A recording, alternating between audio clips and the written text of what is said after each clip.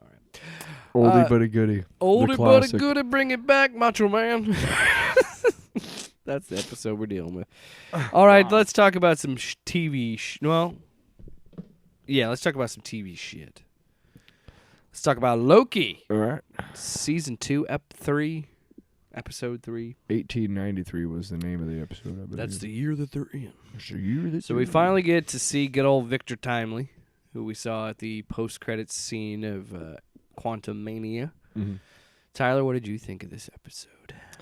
I really liked it. Ravonna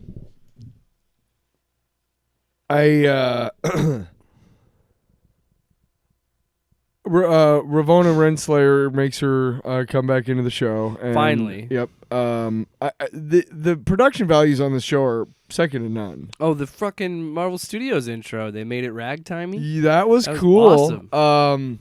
But, we forget, like, what it was like living back then. Like, we look at, like, our lawns and our houses and everything. We don't realize that, like, big cities like Chicago looked like that.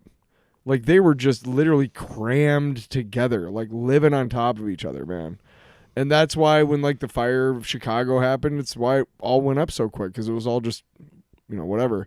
And that's why when people got sick, like the influenza, thing of 1919, like, that's why everybody got sick, because there was no... Yeah. And when we have a chance to actually do a pandemic right... Hey, I don't believe in masks. Get your politics... I can't breathe. Get your politics out of here. What were we talking about? Loki. So... again, you can't go wrong with Owen Wilson. He's just great. I like him a lot in this episode. We didn't even play the RoboCop-Palooza outro, by the way. That's fine. It's okay. We're too far in. Keep going. Too far in. Loki. Yeah, I liked it. It furthers the story. It's moving it towards somewhere. I think they have Sylvie is back in the fold now to help out, which is good. Should we have done pizza time? Fuck you. It's way too late. Way too late. You still were speaking pretty general, I feel like. So I'm gonna pizza time. Sure, whatever. You should have known. You should have known. You should have known. You dumb shit. You should have known. All right, no more. We're done with Michael McDonald this episode. Because if I don't put a cap on it, you're gonna keep going.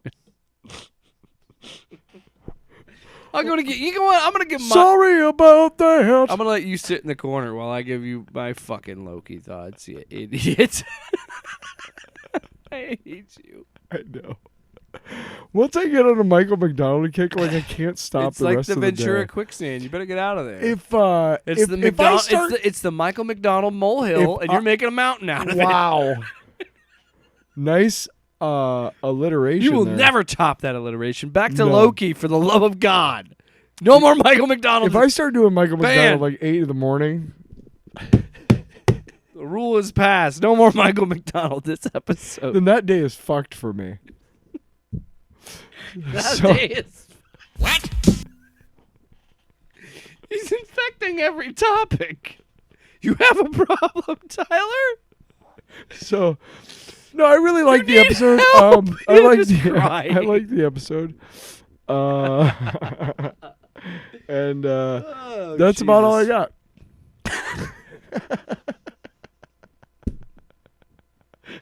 I hate it so much.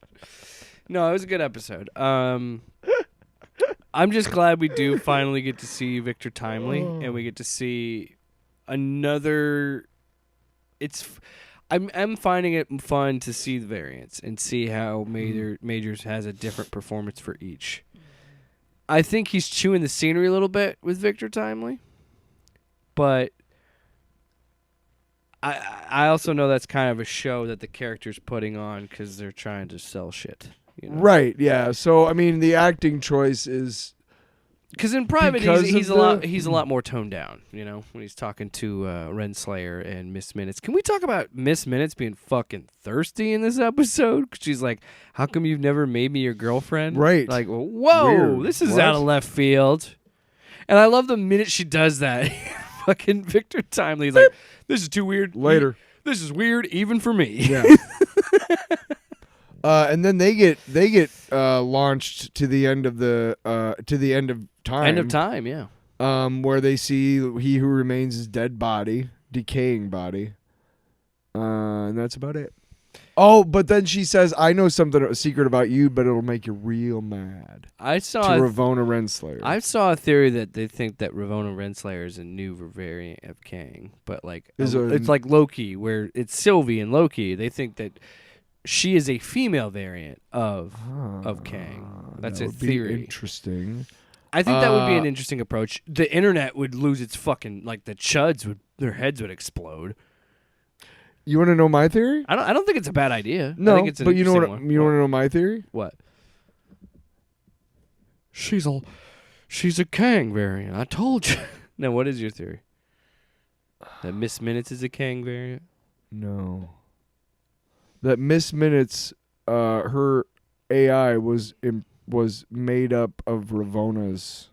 Oh. So she created. You think it's Miss? I don't think she did, but I think whoever created Miss Minutes, which is He Who Remains, stole like the brain imprint of Ravonna Renslayer, and yeah, but I'm wondering because this is a variant. That's why she's mad. Everybody in the TVA is a variant. We found that out in season 1. So I don't know. I was trying to think of what. Because here's who the thing. pruned Loki though in the first episode. I'm still trying to figure that shit out. Who what? Who pruned Loki in the first episode? That's what I'm still trying to figure out. This episode? This season? Yes. When he sees Sylvie in the elevator and then gets pruned last minute and gets plucked from time slipping. Who did that? They've never answered it. There's so many lingering questions I have. Like, how did Ravonna Renslayer... Is it Ravonna? That's what they kept pronouncing it as. I'm just going to call her Renslayer because it's easy. Sounds good. So Renslayer went to Victor Timely and brought him the handbook of the TVA. When he was a little kid. So he, as far as we know, he is the only other variant that knows how to make this, or do they all know how to make this? Why are they going after Victor specifically? I don't know yet, but I'm sure they'll. I guess they'll explain it more. I feel like because they need that temporal loom. Right. Well, here's the thing. Like, they're in the sacred timeline, but when they go, they're on the sacred timeline until they meet Victor Timely, and which is a branch timeline. Branch timeline. So now, is this how He Who Remains becomes He Who Remains? That's what I'm wondering. They're restarting him. Yeah, that's what I'm wondering. And that's why they got to do it? They found a pocket. But the whole idea is that, like...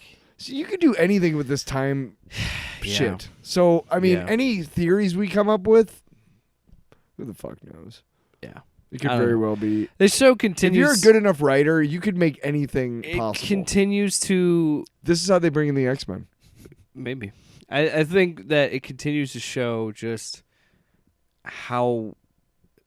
Like, this show is so interesting, man. And this is funny because I'll talk about it in my long box. I watched another time travel movie that goodness, I can't talk. It describes time in an interesting way of like time is a river. So it could be very possible that you're right, that Victor Timely is He Who Remains, and they found him in a branch timeline, plucked him out. That's what I feel like. I mean, yeah, he's a variant, but is he? Yeah. I don't think he tailored his performance enough to make it so much because different of how from He Who time Remains. works. Right. It's very possible that they could keep finding different. I think the idea is they're going to keep. I don't think it's just Victor Timely. I think fair. So I think it might be they're just trying to find Kangs because they all know that these Kangs. Well, maybe that's the Nexus event for all of them, is that they figure out how to make the temporal loom, or they know, you know what I mean? There's got to be something there.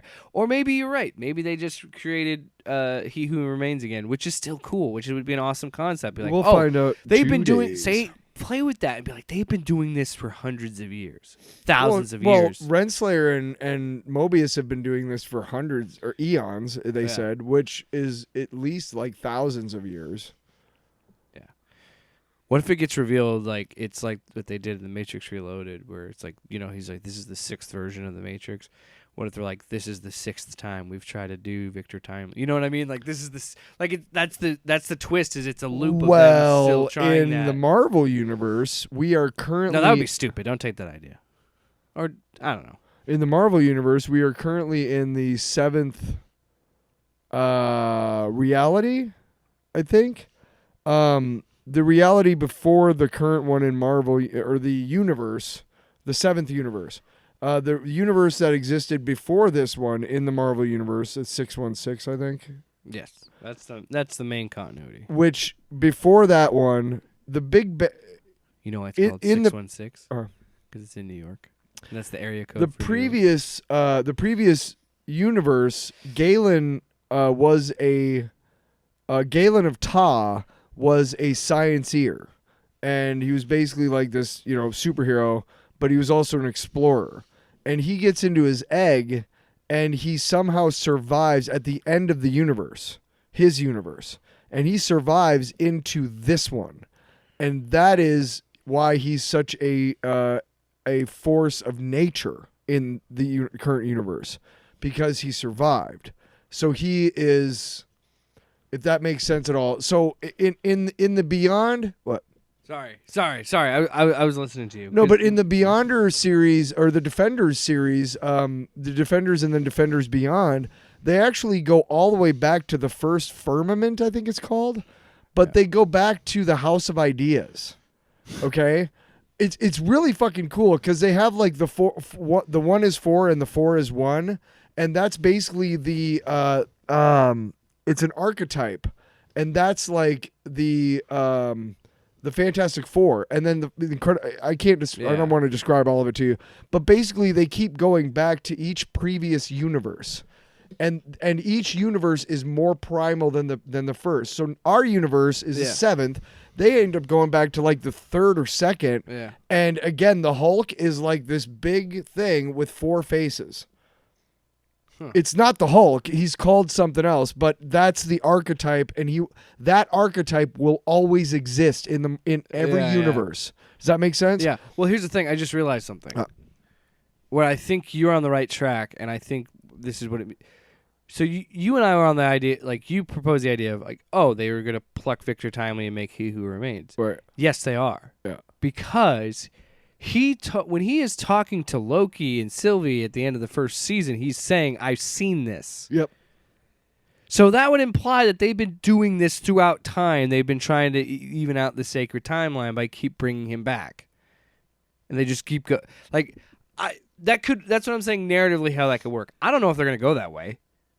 It would be kind of crazy if they did. The bottom line is that that's the beauty of playing with the time travel in the multiverse, because you're just like you said, you can do anything you want. You could weave any story. Well, out of He Who Remains, He Who Remains continued to insist that the reason why everybody's safe is because he stopped all of the other versions. I stopped all the other versions, but because of that, nobody has free will. I decide what happens all the time. Everything will be like this. Mm-hmm. It has been. It will be. It always will. The Avengers were meant to get snapped and brought back. That was my plan. It was always going to be on down the line for eternity, right? This is the main continuity. So, you can have free will, but then these guys are all going to come and fucking destroy your reality, okay? They're going to keep attacking you. Or you can fucking keep going, and I'll protect you guys. And Sylvie was like, free will. Yeah. And so now, yes, like this is maybe how they're creating the variants of Kang, is that they're plucking them and making them, but not everyone turns into Kang. Like one will turn into Ramatut, one will turn into fucking time is a flat Immortus. Circle. Yes, they will always show up and they will always kill them. That's why he's saying, if you kill me, So I love that, and I think we're getting. I don't think we solved anything, but we certainly delved a lot deeper into it than I thought. Because that again shows you look what's happening. Because you got to read that Defenders Beyond. He literally is saying, "I know what they look like," because he does. Because time is a continuous loop. It's fucking crazy. You're crazy. Time travel. You're fucking Loki, crazy. Season 2, Episode 3 continues to be a great show. Yeah, love it. Off panel, off topic with Jake and Tyler.